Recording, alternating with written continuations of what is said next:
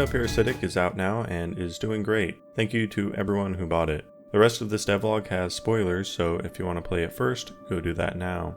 Last devlog I had 1 week before release and needed to quickly wrap the game up. I got to work on the final area of the game, the reception area.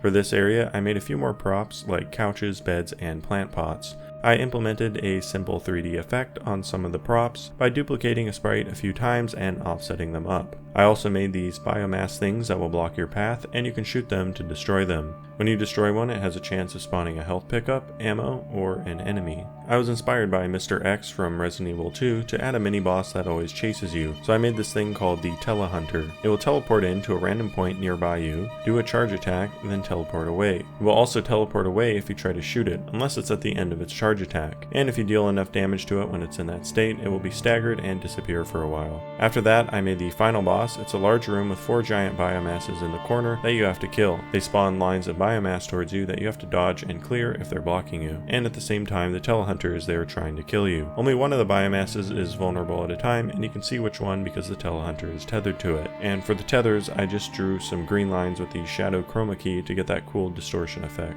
I also implemented a slippery surfaces mechanic in this level to make the player slide around a lot when they moved. This boss fight was way too hard on release, and I had to tweak it a lot post-release to get it right. At first I had made so that it would shoot biomass lines on a timer, but this meant that if you were too slow, the map would get filled with biomass clumps and enemies, and you would easily get overwhelmed. So I changed it so that it would only shoot the lines every time you did a certain amount of damage to a health node, and that made it a lot better since you could actually plan out the fight and be strategic. After that, I had to implement the story. Nessa wrote up a bunch of notes that I scattered around levels, responses from the player character on reading some of them, and a few cutscene dialogues. For the player character, I hired Gianni Matrigana to voice him. I can heavily recommend him. He's great to work with, very affordable for indies, and has a really quick turnaround time. For the other 2 voice characters in the game, I first tried Fiverr to find voice actors, but it's pretty difficult to find any on there. I can only find people who do voiceovers, but they would all mark themselves as voice actors, even though they don't have any demo reels for actual acting. Then I tried this site, Voices. On this site, you make a job posting and include some samples from your script, and people actually read and act that script sample when they apply. I got between 20 to 50 people applying per job, so I had a lot of options, which was great. But the problem with the site is that it's very awkward to use and fairly buggy. The worst bug that I had was that one of the actors sent me the voice files after they recorded them, and I received files from a different job they had done, even though they had sent me the correct files, and they ended up having to send them on WeTransfer so I could actually get the right files for my job. Once I was done with the voiceovers, I made some graphics for the other characters you meet and put together the cutscenes. Even though they're simple, it just feels so cool to have fully voiced cutscenes in one of my games for the first time. For the final stretch of development, I still needed a bunch of sound effects, but just didn't have the time to make them. So I last minute hired a sound designer through Twitter, Gautam Ramdas, who quickly made the remaining sound effects over the weekend before release. I also needed a better logo and store art for Steam and Itch. I saw on Twitter one of my followers had made a pretty cool fan logo, so I reached out and bought it from them. Then I took some in-game screenshots and combined them with the logo to get some much better art. Jazz also finished the music, and I implemented the new tracks into the game.